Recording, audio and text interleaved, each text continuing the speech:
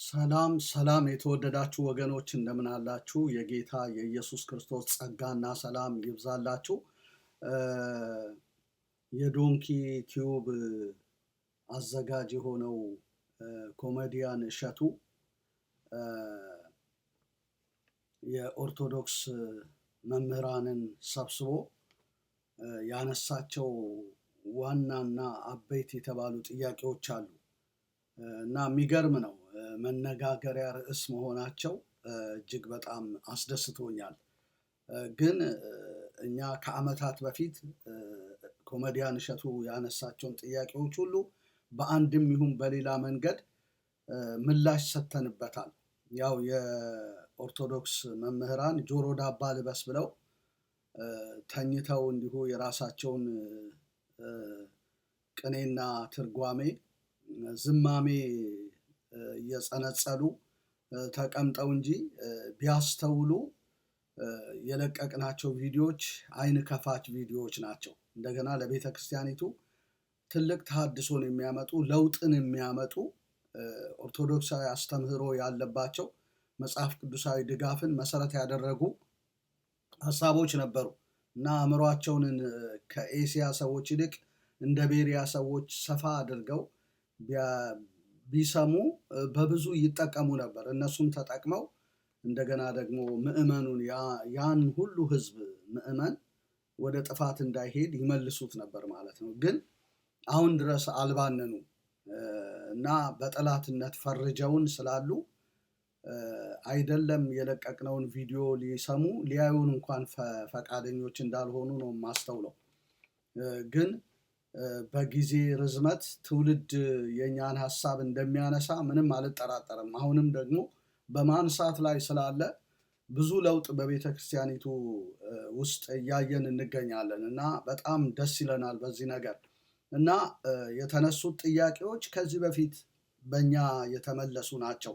መምህራኑ የተወላገዱ ሐሳቦችን ሲሰነዝሩ እያየን ዝም ማለት ስላልቻልን በእያንዳንዱ ቪዲዮ ላይ ምላሽ በመስጠት ተገቢውን የሆነ መልስ ሰጥተናል፣ አስተምረንበታል እና አሁን ደግሞ ዳግመኛ እነዚህ ሐሳቦች በኮሜዲያን እሸቱ ተነስተዋል። ግርም ነው የሚለኝ ይሄ ኮሜዲያን እሸቱ ወደ እውነት ይመጣል ብዬ አስባለሁ። ከሚያነሳቸው ጥያቄዎች በመነሳት ማለት ነው። በእውነት የጽድቅ ጥማት ካለው ረሃብ ካለው በመጀመሪያ ጌታ እሱን እንደሚነካና እንደሚለውጠው ፍጹም አልጠራጠርም እና የተነሱት ጥያቄዎች የተመለሱ እንኳን ቢሆኑ አሁንም እንደገና በመነሳታቸው በጣም ደስ ብሎኛል። ስለዚህ በቲክቶክ ልሰጥ ብዬ ነበረ ምላሽ የፈለግኩት፣ ነገር ግን በጣም ያጥርብኛል ብዬ ከማሰብ የተነሳ በፌስቡክ እና በዩቲዩብ እንድለቀው እንድናገር ፈቅጄ ነው አሁን በፊታችሁ ያለሁት። ስለዚህ ያነሳቸው ጥያቄዎች በጣም ቁልፍ የሆኑ መጠይቆች ናቸው እና ስለ ጥያቄው እግዚአብሔርን አመሰግናለሁ። ይህንንም ወንድማችንን እባርከዋለሁ። ምንም እንኳን ምላሽ ባያገኝም ማንሳቱ ግን ተገቢ የሆነ መጠይቅ ነው እላለሁ።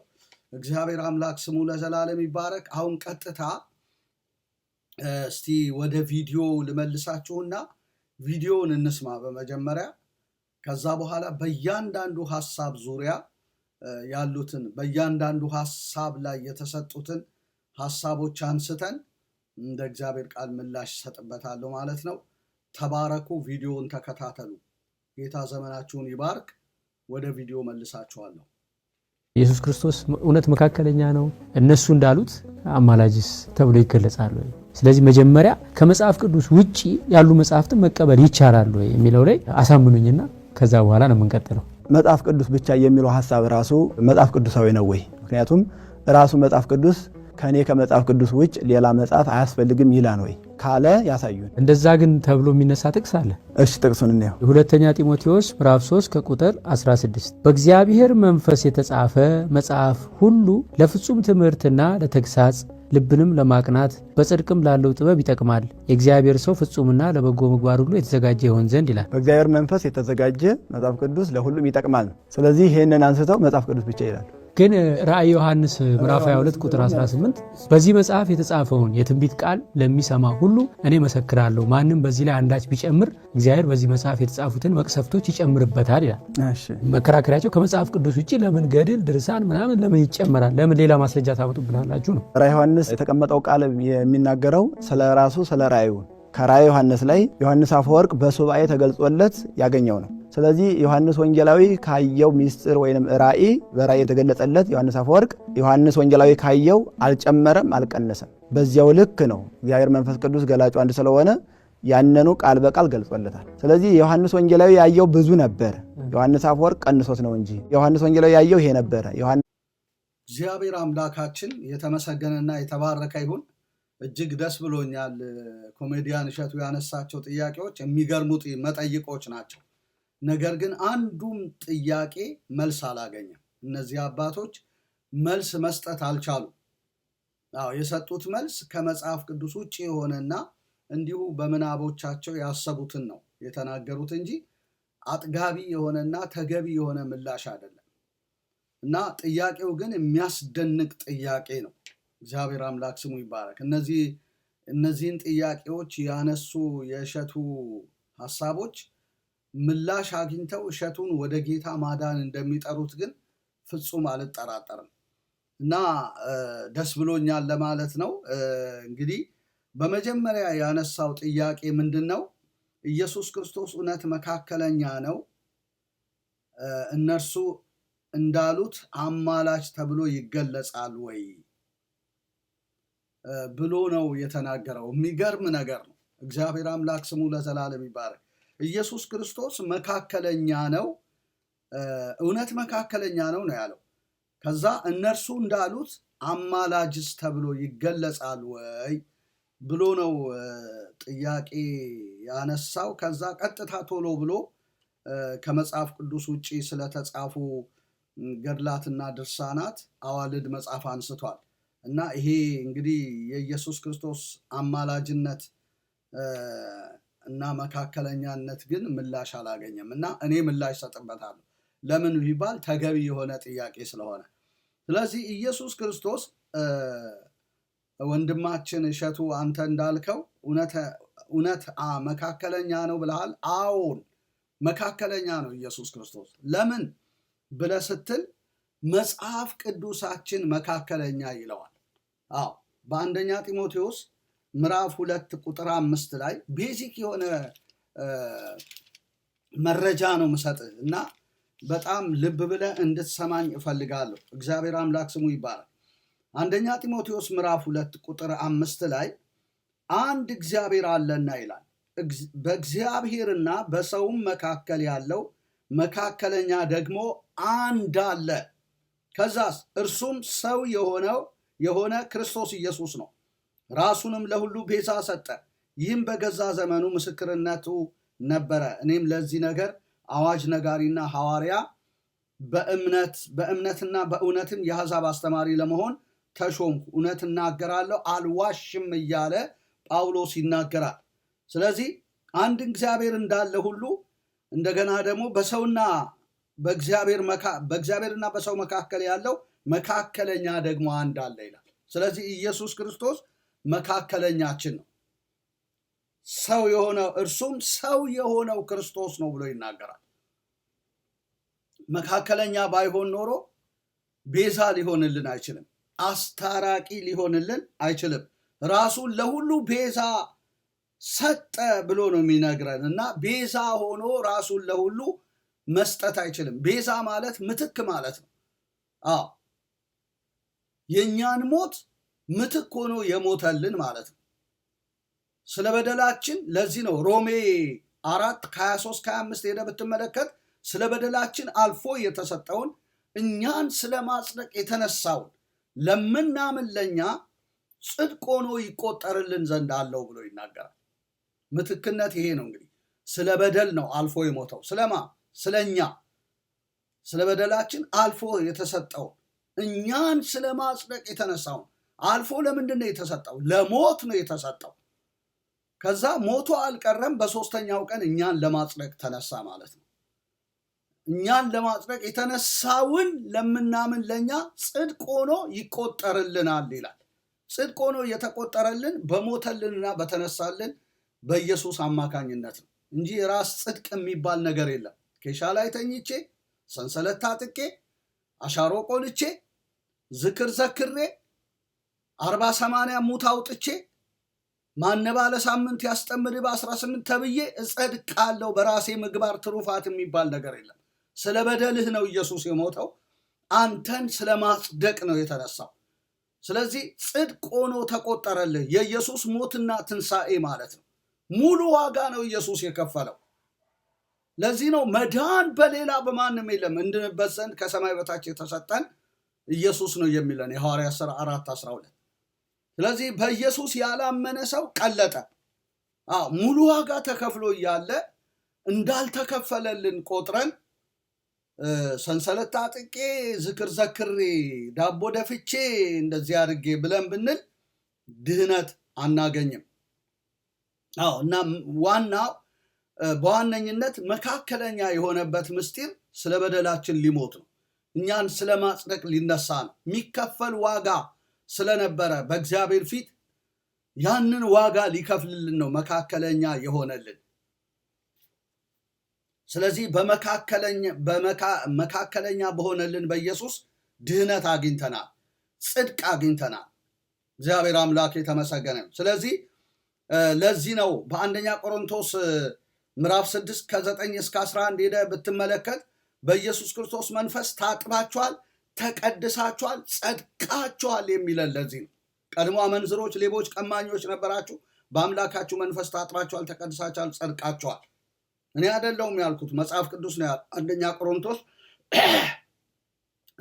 ምዕራፍ 6 ቁጥር 9 እስከ 11 ሄደህ ማየት ትችላለህ። እግዚአብሔር አምላክ ስሙ ለዘላለም የተባረከና የተመሰገነ ይሁን። ከዛም መልስ ኢየሱስ ክርስቶስ ጽድቃችን፣ ቅድስናችን፣ ቤዛችን እንደሆነ ሁሉ ይናገራል። ጽድቃችን፣ ቅድስናችን፣ ቤዛችን የሚመካ በእግዚአብሔር ይመካ። አንደኛ ቆሮንቶስ ምዕራፍ 1 ቁጥር 29 ላይ ሄደ ስታይ የሚመካ ቢኖር በእግዚአብሔር ይመካ ተብሎ እንደተጻፈው ይሆን ዘንድ ከእግዚአብሔር ዘንድ ጥበብና ጽድቅ፣ ቅድስናን፣ ቤዛነትን በተደረገልን በክርስቶስ ኢየሱስ የሆናችሁ ከእርሱ ነው ይላል። በእግዚአብሔር ዘንድ ጥበብና ጽድቅ፣ ቅድስና፣ ቤዛነትን በተደረገልን ተደርጎልናል። ጥበብ፣ ጽድቅ፣ ቅድስና፣ ቤዛነት። የራሳችን ቅድስና የለንም፣ የራሳችን ጥበብ የለንም፣ የራሳችን ጽድቅ አልነበረንም ማለት ነው። ይህንን ሁሉ አደረገልን። በተደረገልን በክርስቶስ ኢየሱስ የሆናችሁ ከእርሱ ነው ብሎ ነው የሚናገረን። ይህንን እውነት ደፍጥጠን የራሳችንን ገዳም ሰርተን ዋሻ ብንደበቅ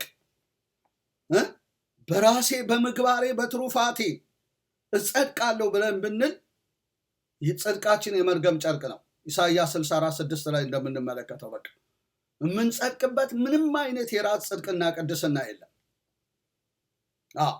ይሄ የጌታን ቅድስና፣ ጽድቅ፣ ቤዛነት መካድ ነው። እኔም ሞክሬዋለሁ እጸድቃለሁ ብዬ የራሴን መንገድ ተከትዬ ሰንሰለት ታጥቄ ኬሻ ለብሼ ኬሻ ላይ ተኝቼ ብዙ ነገር አድርጌያለሁ። ግን ጽድቄ፣ ቅድስናዬ፣ ቤዛዬ ኢየሱስ ነው።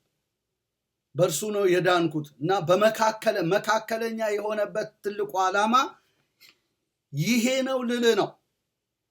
እግዚአብሔር የተመሰገነ ይሁን። ዝም ብሎ መካከለኛ ብቻ አይደለም፣ አዳኝ የሆነ መካከለኛ። የእሱን መስዋዕት ተቀብሎ ነው እግዚአብሔር ከኛ ጋር የታረቀው። መካከለኛ በሆነልን በኢየሱስ አማካኝነት ነው የጥል ግድግዳ የፈረሰው፣ የሞት መጋረጃ የተቀደደው፣ እኛና እግዚአብሔር የታረቅ ነው። አስታራቂ ነው፣ መካከለኛ ነው። እግዚአብሔር አምላክ ስሙ ለዘላለም ይባረክ። እንደገና ደግሞ አማላጅ ነው። ለዚህ ነው ዕብራውያን 7:23-25 ላይ ሊያማልድ ዘወትር በሕይወት ይኖራል፣ በእርሱ ወደ እግዚአብሔር የሚመጡትን ፈጽሞ ያድናቸዋል ብሎ የሚናገረን ከዚህ የተነሳ ነው። ሊያማልድ ዘወትር በሕይወት ይኖራል። ዕብራውያን 7:23-25 ሄደህ ማየት ትችላለህ። ዕብራውያን 7:23-25 ላይ እነርሱ እንዳይኖሩ ሞት ስለከለከላቸው ካህናት የሆኑ ብዙዎች ናቸው። ማን እንዳይኖሩ? የብሉይ ኪዳን ካህናት። ሞት ከለከላቸው፣ ሞት አስቀራቸው በቃ። ስለዚህ ክህነታቸው እስከሚሞቱ ድረስ ነው። ከዛ በኋላ በቃ ሞት ስለከለከላቸው ካህናት የሆኑ ብዙዎች ናቸው ይላል። እሱ ግን ለዘላለም የሚኖር ስለሆነ የማይለወጥ ክህነት አለው። ስለ እነርሱም ሊያማልድ ዘወትር በሕይወት ይኖራልና፣ ስለዚህ ደግሞ በእርሱ ወደ እግዚአብሔር የሚመጡትን ፈጽሞ ያድናቸዋል ይላል። እርሱን ሞት አልከለከለው። ስለዚህ ሊያማልድ ዘወትር በሕይወት ይኖራል። ስለዚህ ምልጃው በሰማይ ቀጥሏል ማለት ነው። ሊያማልድ ዘወትር በሕይወት ይኖራል፣ በእርሱ ወደ እግዚአብሔር የሚመጡትን ፈጽሞ ያድናቸዋል። አንድ የምንመጣው በእርሱ ነው። ወደ ማን? ወደ እግዚአብሔር። ሌላ መምጫ መንገድ የለም። በእርሱ ወደ እግዚአብሔር የሚመጡትን ፈጽሞ ያድናቸዋል ይላል። መምጫው መንገድ ኢየሱስ ነው ማለት ነው። ስለዚህ ኢየሱስ አንደኛ አዳኝ ነው፣ መቅረቢያችን ነው፣ መዳኛችን ነው። እንደገና ደግሞ በሰማይ ደግሞ አማላጃችን ነው። በእርሱ ወደ እግዚአብሔር የሚመጡትን ፈጽሞ ያድናቸዋል ይላል። ሊያማልድ ዘወትር በሕይወት ይኖራል። ስለዚህ በሰማይም ምን ያደርጋል? ያማልዳል ማለት ነው። እግዚአብሔር አምላክ ስሙ ለዘላለም ይባረክ። ሊያማልድ ዘወትር በሕይወት ይኖራል፣ በእርሱ ወደ እግዚአብሔር የሚመጡትን ፈጽሞ ያድናቸዋል እያለ ይናገራል።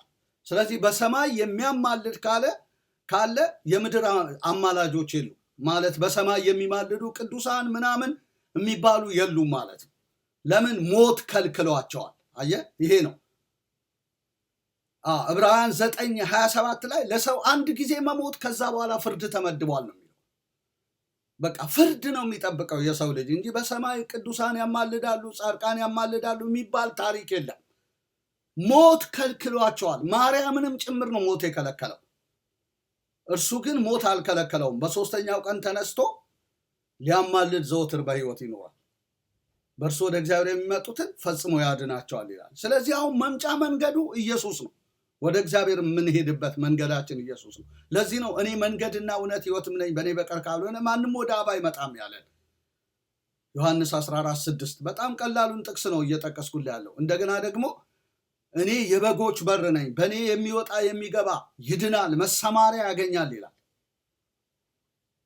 የበጎች በር ነው፣ መንገድ ነው። በቃ በእርሱ በኩል ነው ወደ አብ የምንሄደው፣ ሌላ መንገድ የለም። ኦርቶዶክስ ቤተክርስቲያን ግን 44 መንገድ ከፍታለች።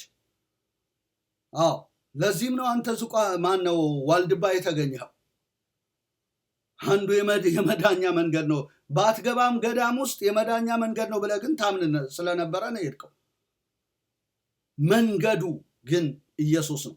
እኔ መንገድና እውነት ሕይወትም ነኝ ስላለ፣ በእኔ በቀር ካልሆነ ማንም ወደ አብ አይመጣም ስላለ፣ እኔ በር ነኝ አለ፣ የበጎች በር። በቃ ይሄ መንገድ እያለ ሌላ መንገድ ማዘጋጀት አንችልም። በእርሱ ወደ እግዚአብሔር የሚመጡትን ፈጽሞ ያድናቸዋል ይላል። በማን? በእርሱ ነው ወደ እግዚአብሔር የምንመጣው። በኢየሱስ ካልሆነ አያቀንም እግዚአብሔር እና ፈጽሞ ያድናቸዋል ያለን እንግዲህ ሙሉ ዋጋ ኢየሱስ ስለከፈለ ነው። ስለ በደል አልፎ ስለሞተ፣ አንተን ስለማጽደቅ ስለተነሳ ሙሉ ዋጋ ስለከፈለ፣ አንተ እንኳን ባታምን እግዚአብሔር ያምናል ኢየሱስ ዋጋ እንደከፈለ። ፈጽሞ ያድንሃል። በኢየሱስ መታ አንገት አያስቀልስ ፊት አታስመልስ ማርያምን ይላል። ኖ አይደለም። አንገት የማያስቀልስ ፊት የማያስመልስ ኢየሱስ ነው ሙሉ ዋጋ የከፈለ። በእርሱ ወደ እግዚአብሔር የሚመጡትን ፈጽሞ ያድናቸዋል፣ ሊያማልድ ዘወትር በሕይወት ይኖራል እያለ ይናገራል። ለዚህ ነው ሮሜ ምዕራፍ 9 ላይ ምዕራፍ 8 ላይ ደግሞ የሚያጸድቅ እግዚአብሔር ነው፣ የሚኮንንስ ማን ነው?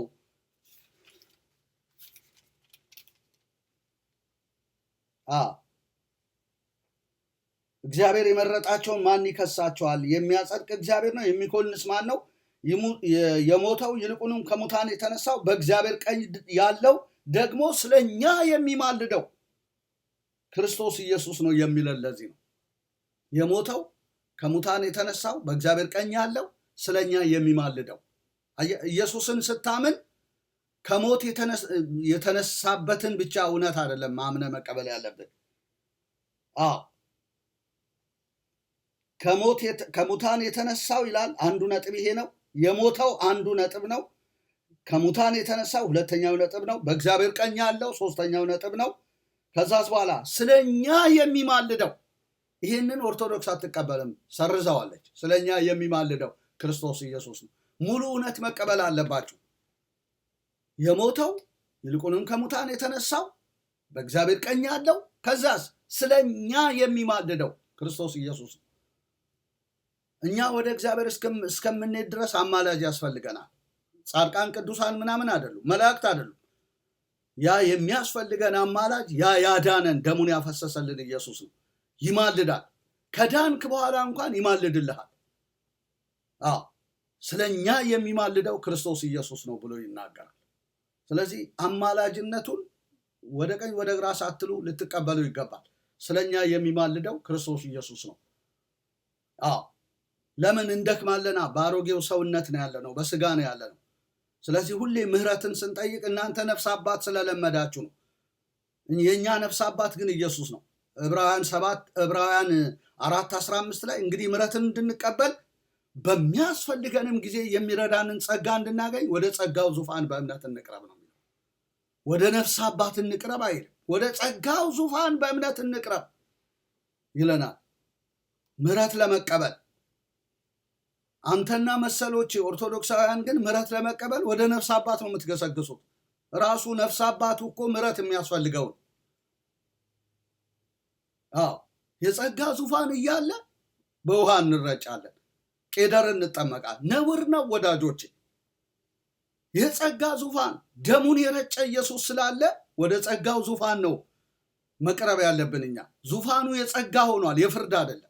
ወደ ጸጋው ዙፋን በእምነት እንቅረብ ይላል፣ ምህረትን ለመቀበል። ለምን? የኢየሱስ ክርስቶስ ደም ትኩስ ነዋ፣ ዛሬም ከኃጢአት ሁሉ ያነጻል። አንደኛ ዮሐንስ ምዕራፍ 1:7 ላይ በዘላለም መንፈስ የቀረበ ነው። ዕብራውያን 9 ላይ ሄደ ከ23 ጀምሮ ማየት ትችላለህ። በዘላለም መንፈስ የቀረበ ከሞተ ስራ ህሊናን የሚያነጻ ነው የኢየሱስ ደም። ቄሱ ግን የቧንቧ ውሃ ነው የሚረጭ፣ ኪዳን ደግሞ ምንም ውጤት አያመጣም። የክርስቶስ ደም ግን ህሊናህን ይረጫል፣ ይቀድሳል። የተበላሸ ሰውነት ካለ፣ የተበላሸ ኃጢአት ካለ ያነጻል። ምሕረትን ትቀበላለህ ማለት ነው። ትክክለኛ እውነተኛ ምሕረት። እንግዲህ ምሕረትን እንድንቀበል በሚያስፈልገንም ጊዜ የሚረዳንን ጸጋ እንድናገኝ ምሕረት ብቻ አይደለም የምትቀበል፣ ጸጋ ታገኛለህ። ወደ ጸጋው ዙፋን በእምነት እንቅረብ ይላል። ለምን? በሰማያት ያለፈ ትልቅ ሊቀ ካህናት የእግዚአብሔር ልጅ ኢየሱስ ስላለን ስለሚል በሰማያት ነው ያለፈው። ሌሎቹ ሊቃነ ካህናት ሞት ከለከላቸው፣ እርሱ ግን በሰማያት አለፈ። በአብ ቀኝ አለ፣ ስለኛ ይማልዳል። እና መጽሐፍ ቅዱሳችን ይሄንን እውነት ያስተምራል ማለት ነው። ስለዚህ ኢየሱስ መካከለኛ ነው፣ አስታራቂ ነው። እግዚአብሔር የተመሰገነ ይሁን ለዘላለም። ይሄ በራሱ ሙሉና በቂ መልስ ነው። ይሄንን ብትረዳ፣ አጠገብ ያሉ ካህናት ቢረዱ አይናቸው ይበራል። አማላጅ ነው፣ አስታራቂ ነው። እንደገና ይህንን በተመለከተ ሌላ ማስረጃ ልስጥ። የቤተ ክርስቲያኗ የእምነት መግለጫዋ አመክንዮ ዘሐዋርያት ይባላል። ይህን አለቃ መሰረት የጻፉት መጽሐፍ ነው። ስማ ጽድቅ ብሔራዊ የ40 ዓመት ክርስትና የነበራቸው ዛሬ በህይወት የሉ። መልካም አባት። እስካሁን የሚተካቸው አልተገኘም፣ ግን አሉ የተወሰኑ ሰዎች። እኚህ ግን የተለዩ አባት ናቸው። የሀገር ውስጥ ትምህርት አላቸው፣ የውጭ ሀገር ትምህርት አላቸው። እና አንተ ለእስራኤል መብራት ነህ እንደተባለ መብራት የነበሩ ነበሩ። ነገር ግን በመብራትነታቸው ኦርቶዶክስ አልተጠቀመችም። እጅግ አዝናለሁ። እኛ ግን ደርሰን ባለቀ ዘመናቸው፣ በሽምግልና ዘመናቸው ደርሰን በእንባ ነው የተራጨ ነው። መብራት መሆናቸውን በጻፉት መጽሐፎቻቸው አስተውለናል።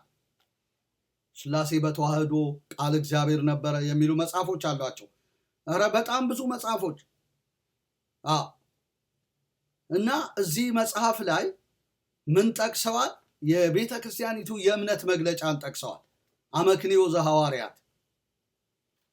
አመክንዮ ዘሐዋርያት ጋር ሄደ ብትመለከት ጸሎት ሃይማኖት ብቻ አይደለም የቤተ ክርስቲያኒቱ የእምነት መግለጫ። 318 ሊቃውንት ያረቀቁት በአርዮስ ዘመን። እሱ ብቻ ሳይሆን አመክንዮ ዘሐዋርያት የሚባልም የእምነት መግለጫ አላቸው። አላት ቤተ ክርስቲያኒቱ። ስለዚህ እዛ የእምነት መግለጫ ላይ ምን ብላ አስቀምጣለች? ወአረቀት ዝምደሰም ምስለ እግዚአብሔር ሊቀ ካህናቱ ለአብ፣ የአብ ሊቀ ካህናት የሆነው ሰውን ከእግዚአብሔር ጋር አስታረቀ ብላለች። ይኸው አመክንዮ ዘሐዋርያት በግዕዝ በአማርኛ አስቀምጠዋል። የእምነት መግለጫው ሄደ ማየት ትችላለህ። ገጽ 35 ላይ አመክንዮ ዘሐዋርያት የአትናቴዎስን የእምነት መግለጫ ትቀበላለች። ጸሎተ ሃይማኖትን ጤናማ ትምህርት እኮ ነው የነበራት። በኋላ ተከልሳ ነው እንጂ በገድልና በድርሳን። እዛ የአመክንዮ ዘሐዋርያት ላይ ምን ብላ አስቀምጣለች? ብታነበው እኮ ስንት ትምህርት ታገኝ ነበረ። የእምነት መግለጫን ብትመረምር ማንም ሳይነግር ወደ ትክክለኛ እውነቷና መሰረቷ ትመጣለህ። መጽሐፍ ብትመረምር ማለት ነው። እና እዚህ አመክንዮ ዘሐዋርያት ላይ የሐዋርያት አመክንዮ ማለት ነው ምን ይላል? ወአረቀት ዝምደሰም ምስለ እግዚአብሔር ሊቀ ካህናቲሁ ለአብ፣ ወአረቀት ዝምደሰም ምስለ እግዚአብሔር ሊቀ ካህናቲሁ ለአብ።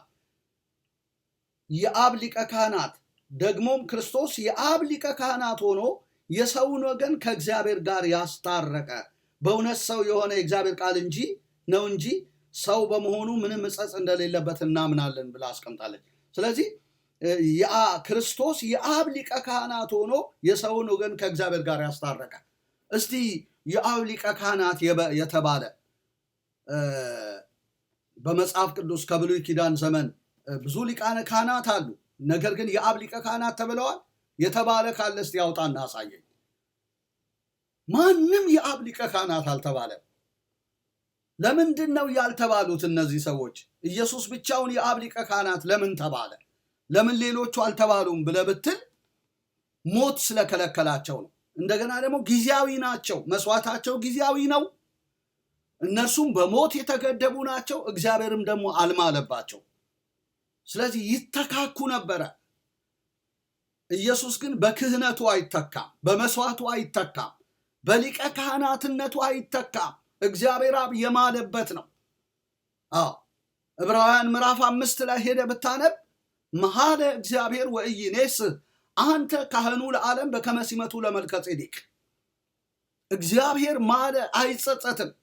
አንተ እንደ መልከ ጼዴቅ ሹመት ለዘላለም ካህን ነህ ብሎ ማለበት ይላል። ስለዚህ ኢየሱስ የዘላለም ካህን ነው። የዘላለም ካህን ስለሆነ የአብ ሊቀ ካህናት ተባለ።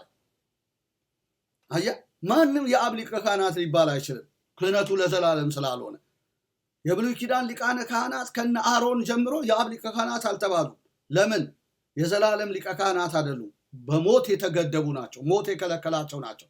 ጊዜያዊ ናቸው። መስዋዕታቸው ጊዜያዊ ነው። የስጋን መንጻት ነው የሚሰጠው። ክህነታቸው ጊዜያዊ ነው። ወደ ሰማያዊ ቅድስተ ቅዱሳን አያስገባም። ስለዚህ እግዚአብሔር አብ አልማለባቸው፣ ኢየሱስን ግን ማለበት። ለምን?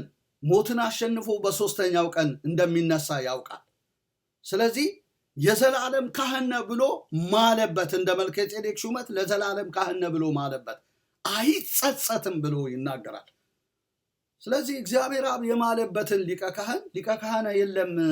ከጳጳሳት ጀምሮ ነው። ወደፊት ቪዲዮ ሰራበታለሁ። እና አቡነ ቀውስጦስ እና አቡነ ሕዝቅኤል ኢየሱስ ፈራጅ ነው እንጂ አማላጅ አይደለም ብለው የማህበረ ቅዱሳንን ሀሳብ ይዘው ትልቅ ጳጳሳት ተብለው የእምነት መግለጫቸውን እንኳን አለማወቃቸው በጣም ነው የሚገርመኝ። እግዚአብሔር አብ የማለበትን ሊቀ ካህን መሻር አንችልም። እኛ ሊቀ ካህን አይደለህም ብለን ልንናገር አንችልም። ሊቀ ካህን አይደለህም ማለት መካከለኛ አይደለህም፣ አስታራቂ አይደለህም ማለት እኮ ነው። እግዚአብሔር አምኖበት በመጽሐፉ ተጽፎ። ስለዚህ ይሄንን ስለምታውቅ ቤተ ክርስቲያኒቱ በቀደመ እውነቷ ወአረቀት ዝምደሰም ምስለ እግዚአብሔር ሊቀ ካህናቲሁ ለአብ አለች። የአብ ሊቀ ካህናት የሆነው ሰውን ከእግዚአብሔር ጋር ያስታረቃለች። አየህ፣ ልዩ ያደርጋታል። ወደ ቀደመ መሰረቷ ተመለሱ፣ ወደ እውነቷ ኑ የምንላችሁ ለዚህ ነው። በቀደመ እውነቷ እኮ የእግዚአብሔርን ቃል መጽሐፍ አልሻረችም፣ ተቀብላለች። የኢየሱስ ክርስቶስን ዘላለማዊ ሊቀ ካህናትነት ተቀብላለች። አምናለች። የአሁኗ ቤተክርስቲያን ነች አውጣኬ የሆነችው። ኢየሱስ በቃ በሰውነቱ በቃ በሰማይ አይማልድም፣ በቃ እሱ በመለኮቱ ተቀምጧል አንድ ጊዜ ብላ። ይህ አውጣኬ እምነት ነው። በሰውነቱም ነው ያደረገው። ከሰማይ ከወረደው በቀር ወደ ሰማይ የወጣ የለም፣ እርሱም በሰማይ የሚኖር የሰው ልጅ ነው ይላል እኮ። በሰውነቱም ጭምር ነው ያደረገው። የሰው ልጅ በእግዚአብሔር ኃይል ቀኝ ሲቀመጥ ታዩታላችኋል።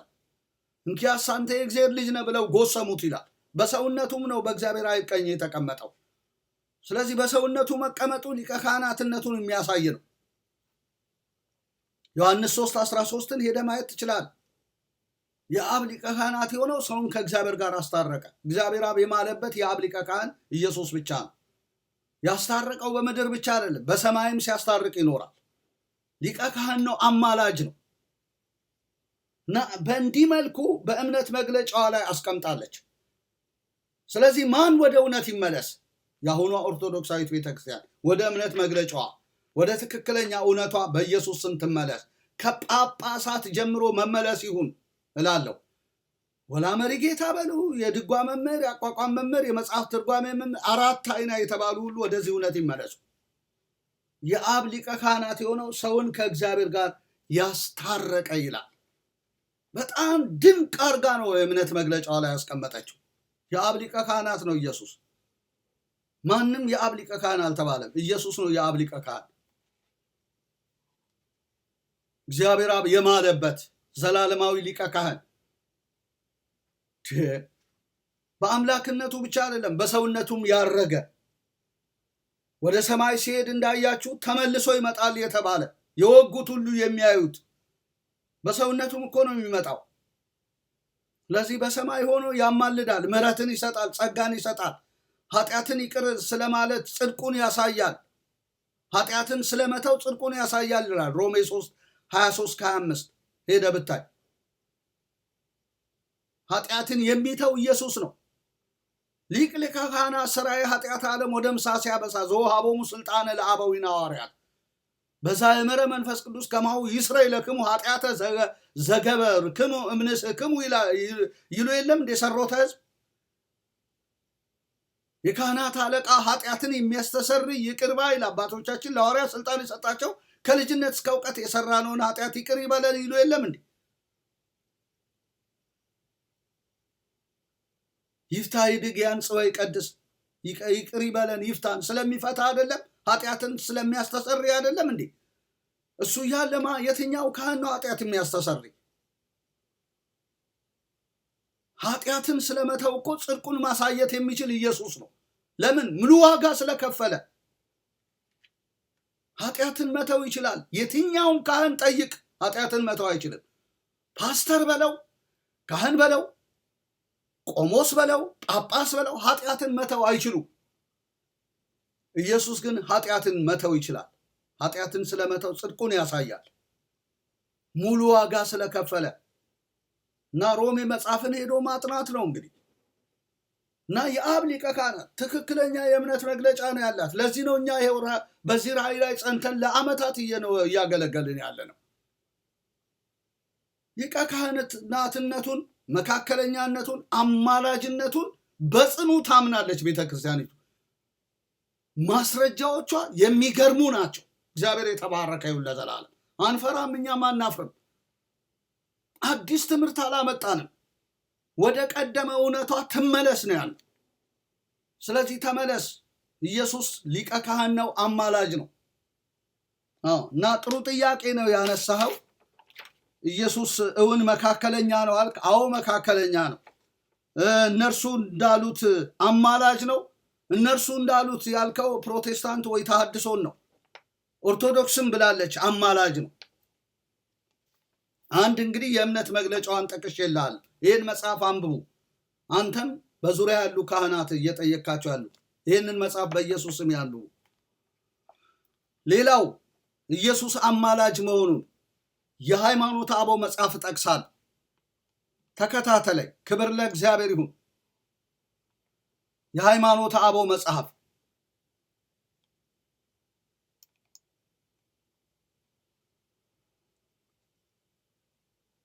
እግዚአብሔር አምላክ የተባረከና የተመሰገነ ይሁን ለዘላለም። የሃይማኖተ አበው መጽሐፍ ላይ ሄደን ስንመለከት ታላቁ ሐዋርያ እንዲህ ነው ያለው ይለናል። እርሱም እንደነዚህ ሊቀ ካህናት አስቀድሞ ስለ ራሱ ኃጢአት በኋላም ስለ ሕዝቡ ኃጢአት ዕለት ዕለት መስዋዕት ሊያቀርብ አላስፈለገውም፣ ራሱን ባቀረበ ጊዜ ይህን አንድ ጊዜ ፈጽሞ አድርጓልና ይላል ዕብራውያን 7:27። የብሉይ ኪዳን ሊቃነ ካህናት ዕለት ዕለት መስዋዕት ያቀርቡ ነበር። ኢየሱስ ግን አንድ ጊዜ ዕለት ዕለት መስዋዕት ማቅረብ አላስፈለገውም። አንድ ጊዜ ራሱን ባቀረበ ጊዜ ይህን አንድ ጊዜ ፈጽሞ አድርጓልና ብሎ ይናገራል። ያ አንድ ጊዜ የቀረበው መስዋዕት ለዘላለም የሆነ የቀረበ መስዋዕት ነው። እግዚአብሔር አምላክ የተመሰገነና የተባረከ ይሁን እና ዕብራውያን 7:27ን ሄዶ ማየት ይቻላል። አንድ ጊዜ ነው ያቀረበው። ዕብራውያን 10ም ሄደ ስታይ አንድን መስዋዕት ለዘላለም አቅርቦ ነው የሚለን። ለዚህ ነው አንድ ጊዜ ነው ያቀረበው። ዕለት ዕለት ማቅረብ አላስፈለገው። ሊቀ ካህን ነው። አንድ ጊዜ ለዘላለም የሆነ መስዋዕት ነው። ዘላለማዊ መዳንን ወደኛ ያመጣ እና ከብሉይ ኪዳን ሊቃነ ካህናት የሚለየው በዚህ ነው። ስለዚህ ይህን መስዋዕት በማቅረቡ ሊቀ ካህን ነው፣ አማላጅም አስታራቂ ነው። ሌላው የቤተ ክርስቲያኒቱ መጽሐፍ ራሱ መጽሐፈ ቅዳሴ እንዲህ ይለናል። ቅዳሴ ሐዋርያት ቁጥር 30 ላይ ሄደህ ማየት ትችላለህ። ወናሁ ደመ መሲሕከ ንጹሕ ዘተክወ በእንቲአየ በቀራንዮ ይኬልህ የንቴ ዝንቱ ደም ነባቢ ይኩን ሥራዬ ኃጢአቴ ለገብርከ ይላል። ምን ማለት ነው? ስለ እኔ በቀራንዮ የፈሰሰ ንጹሕ የሚሆን የመሲህም ደም እነሆ ስለ እኔ ይጮሃል፣ እነሆ ስለ እኔ ይጮሃል፣ የባሪያህን ኃጢአት የሚያስተሰር ይሁን ብሎ ይላል። ቅዳሴ ሐዋርያት አንቀጽ 106 ሄደ ማየት ትችላል። ወናሁ ደመ መሲሕከ ንጹሕ ዘተክወ በእንቲአየ ይኬልህ የንቴ፣ የመሲሁ ደም ስለ እኔ ይጮሃል የባሪያህን ኃጢአት የሚያስተሰር ይሁን ብሎ ዕብራውያን 12:24ም ላይ ከአቤል ደም ይልቅ የሚሻለውን ወደሚናገር ወደ መርጨት ደም ደርሳችኋል ነው የሚለው። የአቤል ደም የሚሻለውን የሚናገር ነው፣ የሚከስ አይደለም። የአቤል ደም የሚከስ ነው። የኢየሱስ ደም ግን የሚሻለውን የሚናገር አይከሰንም። የኢየሱስ ደም የአቤል ደም ግን ቃየልን ይከስ ነበረ። ንጹሕ ደም ነው የፈሰሰው፣ ነገር ግን ቃየልን የሚከስ ነው። ንጹሕ ደም ፈሰሰ ብሎ ከአቤል ደም ይልቅ ግን የኢየሱስ ደም የሚሻለውን ይናገር ነበር። ዕብራውያን 12:24 ላይ ሄደ ማየት ትችላለህ። የሚሻለውን እንዴት ነው የተናገረው? ማራቸው እያለ ማራቸው ብሎ ደሙ መጮሁ ምንን ያሳያል? አማላጅነትን አያሳይም? ያሳያል እኮ። ያንን ዕብራውያን 12:24 ላይ የተጠቀሰውን ሐሳብ ይዛ ነው ወናሁ ደመ መሲሕከ ብላ በቅዳሴ ሐዋርያት አንቀጽ 106 ማለት ቁጥር 106 ላይ የጠቀሰችው። የመሲሁ ደም ስለ እኔ ይጮሃል። ወናሁ ደመ መሲሕከ ንጹሕ ዘተክወ በእንቲአየ ይኬልህ የንቴ፣ የመሲሁ ደም ስለ እኔ ይጮሃል የባሪያህን ኃጢአት የሚያስተሰርይ ይሁን ብሎ አሁን ድረስ እየጮኸ ነው። ኦርቶዶክስ ቤተክርስቲያን ግን በውሃ ትቀልዳለች። አንዴ መጽሐፈ ቄደር ትላለች፣ አንዴ ውሃ በየጣሳው የጥንጣም ገንዘብ ስለለመደች ማለት ነው። ያሳዝናል። ወዮልን፣ ፍርድ አለብን። ደሙ እየጮኸ እኛ ግን ውሃ በመርጨታችን መረጃ የሌለው ስራ እየሰራን ስለሆን ወዮ ወዮታ አለብን። ለጳጳሳት ወዮታ፣ ለካህናት ወዮታ፣ ለመነኮሳት ወዮታ፣ ውሃ ለሚረጩ መጽሐፈ ቄደር ለሚያጠምቁ ወዮ። የመሲሁ ደም ስለ እኔ ይጮሃል የባሪያህን ኃጢአት የሚያስተሰርይ ይሁን ብሎ በእውነተኛ ደም ነው የሚጮኸው። አየህ፣ የዛሬ 2000 ዓመት የፈሰሰው ደም እየጮኸል ነው። አንተ ግን መስዋዕት ተሰዋለህ። ባቡቴ ወይን ጨምቀ ስጋው ደሙ ትላለህ። በዘላለም መንፈስ የቀረበ ለዘላለም የቀረበ አንድ ጊዜ በማቅረብ የቀደሰን ደም ነው ይሄ። አሁን ድረስ እየጮኸ ያለ ደም ኃጢአታቸውን አስተስርይ እያለ የሚጮህ ደም። ከዚህ ደም ጋር ያልተስማማ ሰው አይድንም። በሬ አርጄ ድናል፣ ውሸት። ዝክር ዘክሬ፣ ውሸት። ካህናት ያቀናበሯት ዘዴ ነች ይቺ። ማን ባለ ሳምንት ያስጠምድ በ18 እያሉ ዘኪያቸውን ሊኮመኩሙ፣ ዳቧቸውን ሊኮመኩሙ፣ ያ ዝክር እንዳይቀር ባለ ሳምንት ባለ 2 ያስጠምድ በ12 እያሉ ደረጃ ሰጥተው ለሙሴ ለግልገል ሙሴ ውሸት። እጁ ባዳላበት አይኑ ውሸት ነው። መተዳደሪያ መኖሪያ ነው፣ መብያ ነው። በቃ አንድና አንድ የሚጮኸው ደም ነው እኔና አንተን ይቅርታን የሚያሰጥ። የባሪያህን ኃጢአት የሚያስተሰርይ ይሁን ብሎ ይጮሃል። ይሄ ደም እያለ ነው አንተ በጋገርከው ባቦት የምትድነው። አንተ መጻፈ ቄደር ተጠምቀ የምትድነው። አንተ ውሃ ተረጭተ የኪዳን ደግሜበታለሁ የረጨሁት ውሃ። ውሸት።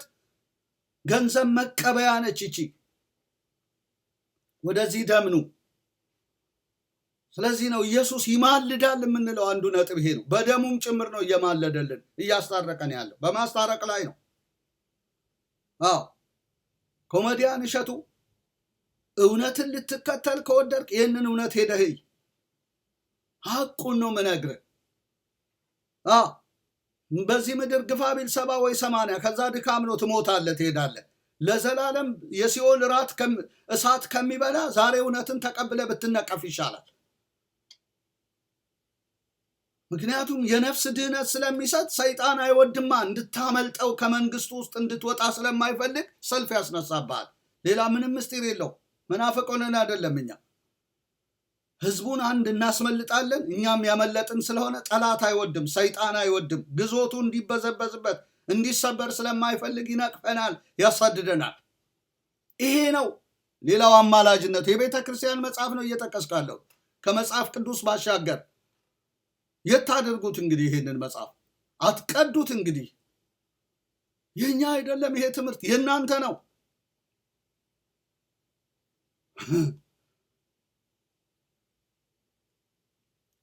ሌላ ጠቅሳለሁ።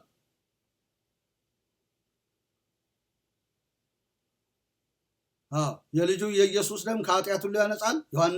አንደኛ ዮሐንስ ምዕራፍ 1 ቁጥር 7 ሄደን ማየት እንችላለን። ወደሙ ለኢየሱስ ክርስቶስ ያነጻሃንም ኩሉ ኃጣውኢነ ይላል። እንደገና ደግሞ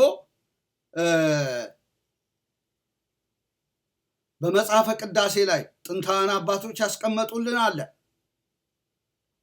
ቅዳሴ አትናቴዎስ አንቀጽ ወይም ቁጥር 144 ሄደ ማየት ትችላለህ። ወልድ ሆይ እንደታመመ ሰው አሰምተህ ተናገር፣ ኤልማስ ላማ ሰበቅታን ይበል።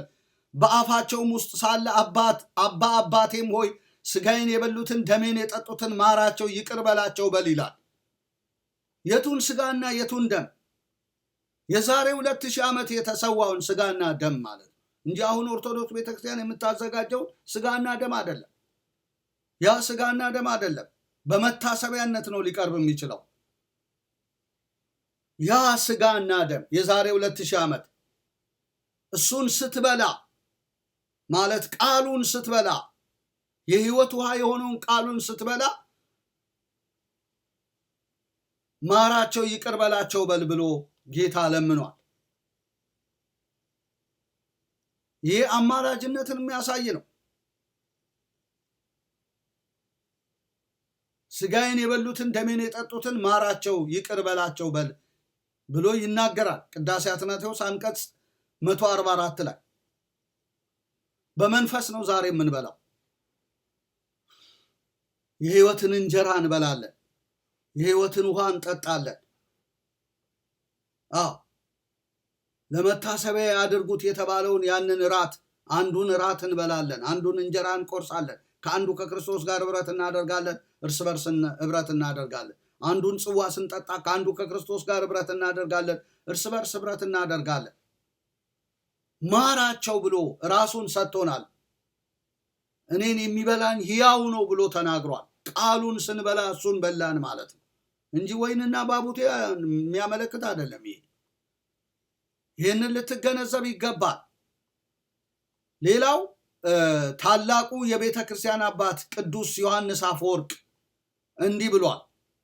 በግዙ ላንብብ ወጊዜ ፈቀደ ይተነብል ሎሙ አኮ በዝንቱ ጊዜ ባህቲቱ አላ በእንተ ዘትመጽ ህይወተ ዘለዓለም። ምን ማለት ነው? ወደ አማርኛ ሲተረጎም በወደደ ጊዜ ይለምንላቸዋል።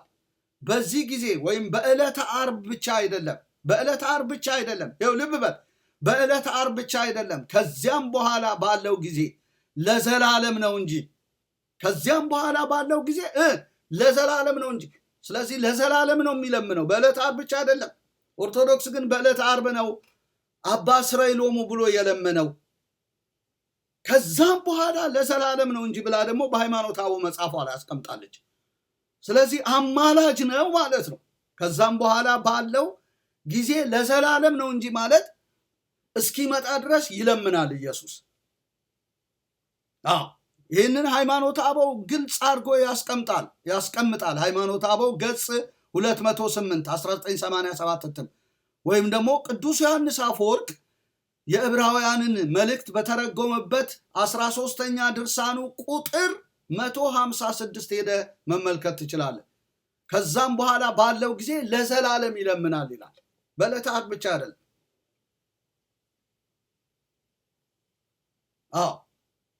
ለዘላለም ይለምናል። እግዚአብሔር አምላክ የተመሰገነ ይሁን።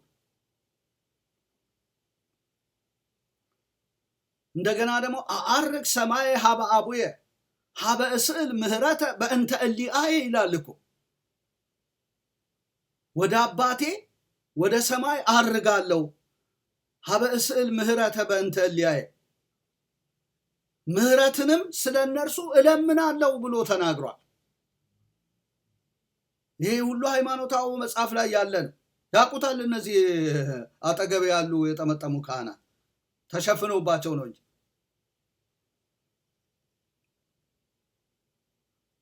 ስለዚህ ልመናው በዕለተ ዓርብ ብቻ አይደለም፣ ከዛም በኋላ ባለው ጊዜ ይለምናል ብሎ ይናገራል። እነዚህን ማስረጃ ጥቅሶች በደንብ አድርገ ያዛቸው። እግዚአብሔር አምላክ ስሙ ለዘላለም የተባረከና የተመሰገነ ይሁን። እንደገና ሌላ ጥቅስ ልጥቀስ። ታላቁ የቤተ ክርስቲያን ሊቅ ቅዱስ አባት ቄርሎስ እንዲህ ብሎ ተናግሯል። ወሰአሎ ለአብ ይህልፍ እምኔነ መዓተ ዘረከበነ እምቅድመ ከመዘለሊሁ ይህልቅ ስእለተ ሎቱ እስመ ውእቱ ነሳ አምሳሊነ ከመይስአሉ ለአብ በእንቲአነ ከመምረ ዳግም ይስከረነ ወእይህድገነ እምኔሁ ይላል።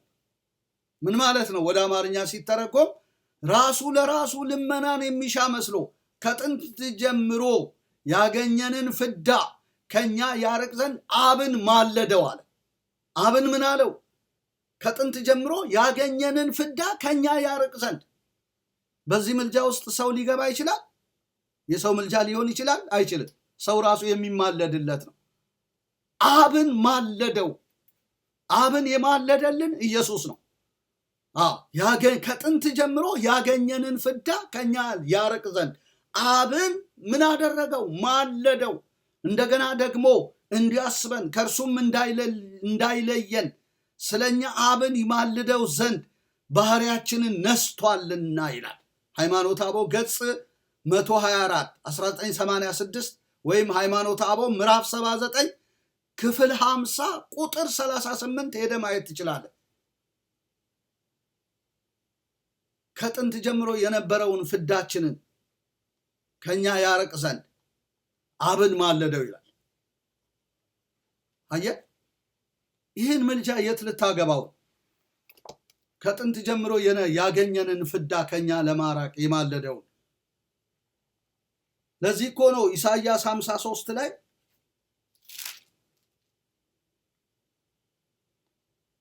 እርሱ ግን የብዙ ሰዎችን ኃጢአት ተሸከመ ስለ አመፀኞችም ማለደ የሚለን ከዚህ የተነሳ ነው። የብዙዎቻችንን ኃጢአት ተሸክሞ ነው ስለ አመፀኞች የማለደው። ኢሳይያስ 53 ቁጥር 12ን ሄደ ማየት ትችላለህ። የብዙዎችን ኃጢአት ተሸክሞ ስለ አመፀኞች ማለደ። በዚህ እግር ተተክቶ የሚማልድ የትኛውን ፍጡርም ሆነ መልአክ የለም። ነግራል። ማርያምን አምጥተ ብትሰነቅር አይሆንም። የሆነ ፍጡር አምጥተ ቅዱስ ነው ጻድቅ ነው ብለ ብትሰነቅር ኖ የሚማለድለት ነው። ማርያም ራሷ የሚማለድላት ናት። የብዙዎችን ኃጢአት ተሸክሞ ዝቅ ብሎ አብን ማለደ።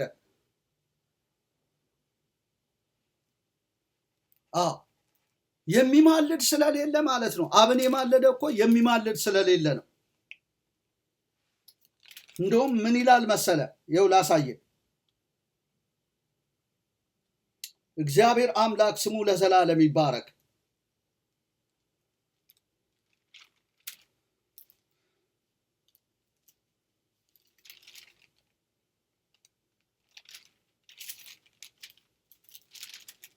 የሚማልድ ስላልነበረ ነው የብዙዎችን ኃጢአት ተሸክሞ የማለደው።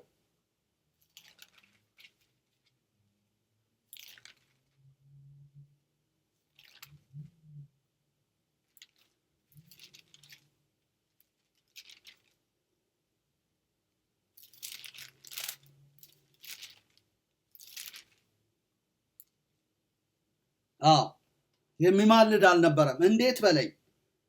ትንቢተ ኢሳይያስ 59 ቁጥር 16 ላይ እግዚአብሔርም አየ፣ ፍርድም ስለሌለ ተከፋ፣ ሰውም እንደሌለ አየ፣ ወደ እርሱም የሚማልድ እንደሌለ ተረዳ፣ ተደነቀም። ስለዚህ የገዛ ክንዱ መድኃኒት አመጣለት፣ ጽድቁም አገዘው ይላል። የሚማልድ አልነበረም። ከየት አምጥተ ነው ታዲያ ይሄ ኢየሱስ የማለደበትን ምልጃ ለሰው የሰጠው ለመላእክት የሰጠው? አልነበረም። ለዚህ ነው የገዛ ክንዱን መድኃኒት አድርጎ የሰጠን። የገዛ ክንዱ መድኃኒትን አመጣለት፣ ጽድቁም አገዘው ይላል። በገዛ ክንዱ ነው የታረቀን። ያ የገዛ ክንዱ ኢየሱስ ነው። መስቀል ላይ ተንጠልጥሎ ስለ አመፀኞች የማለደው ኢየሱስ። በዚህም ምክንያት ነው ዕብራውያን 5 ላይ እግዚአብሔርን ስለ መፍራቱ ተሰማለት፣ ከብርቱ ጩኸትና ከእንባ ጋር ምልጃን አቀረበ ያለው ለዚህ ነው። ይህን እንባና ምልጃን ያቀረበውን ምልጃ ማንም ሊተካው አይችልም። ለዚህ ነው እዚህ ጋር ሃይማኖተ አበው መጽሐፍ ላይ ከጥንት ጀምሮ ያገኘንን ፍዳ ከኛ ያርቅ ዘንድ አብን ማለደው ያለን ለዚህ ነው። አየህ። ስለዚህ ይህንን እውነት በየት አድርገህ ትቀለብሰዋለህ? ለማን ትሰጠዋለህ?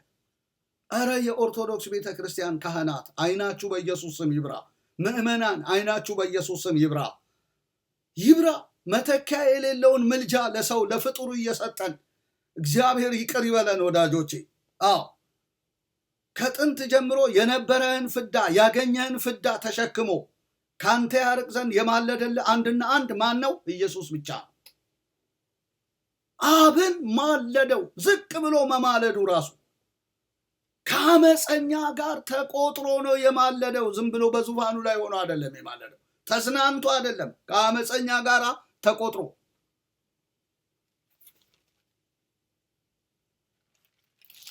አየህ፣ ከአመፀኛ ጋር ተቆጥሮ ነው የማለደልን። እርሱ ግን የብዙ ሰዎችን ኃጢአት ተሸከመ፣ ስለ አመፀኞችም ማለደ ይላል።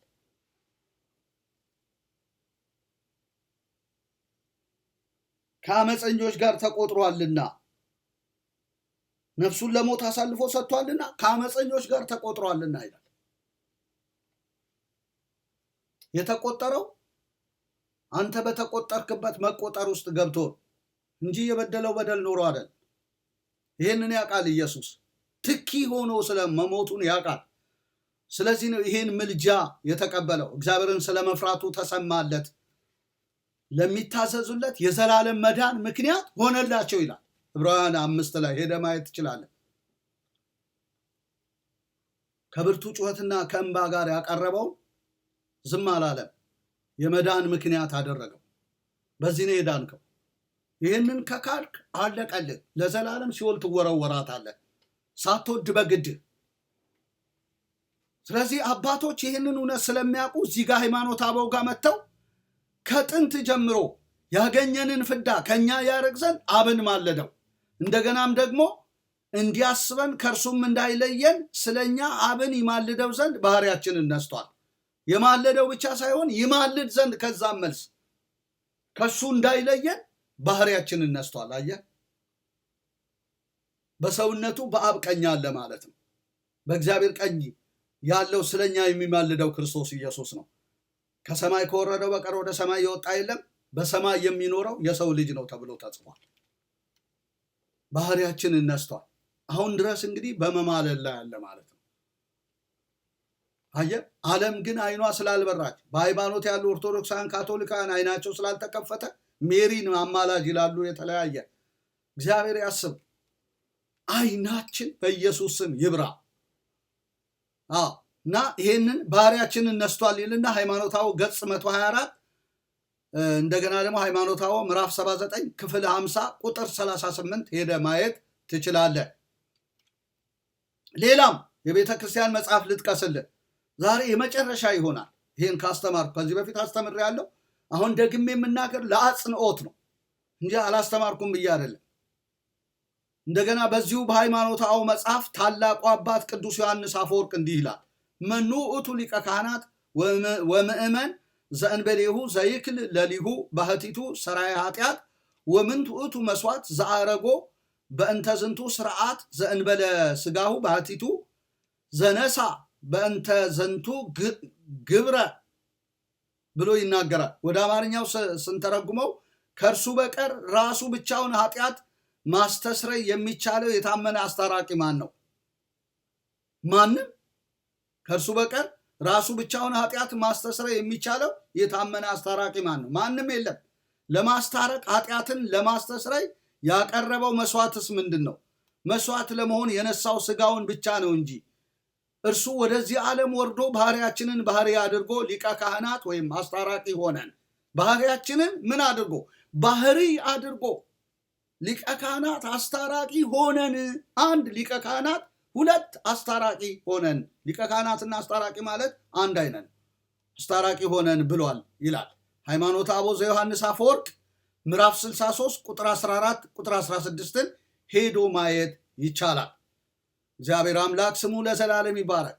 ይሄ ብቻ አይደለም። እንደገና ደግሞ ሊቁ አባ ጊዮርጊስ ዘጋስጫ በመጽሐፈ ሰዓታት፣ ሊቁ ብዬም ባልል አባ ጊዮርጊስ ዘጋስጫ በመጽሐፈ ሰዓታት ድርሰቱ ላይ እንዲህ ብሏል።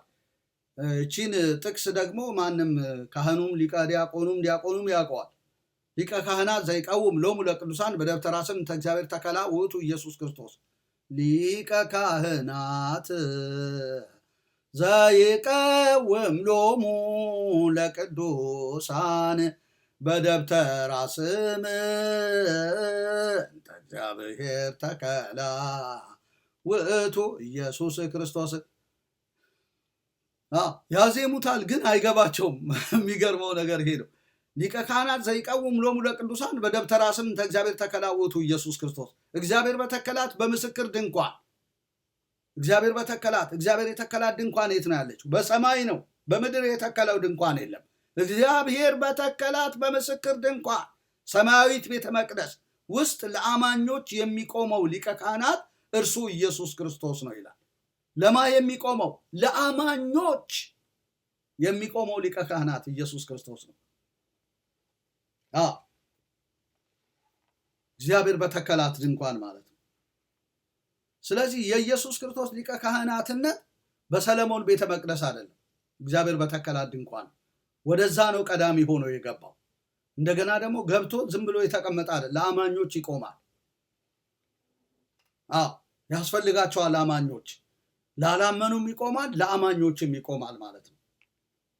እስከ ምጽአቱ ድረስ ያስታርቃል፣ ያማልዳል።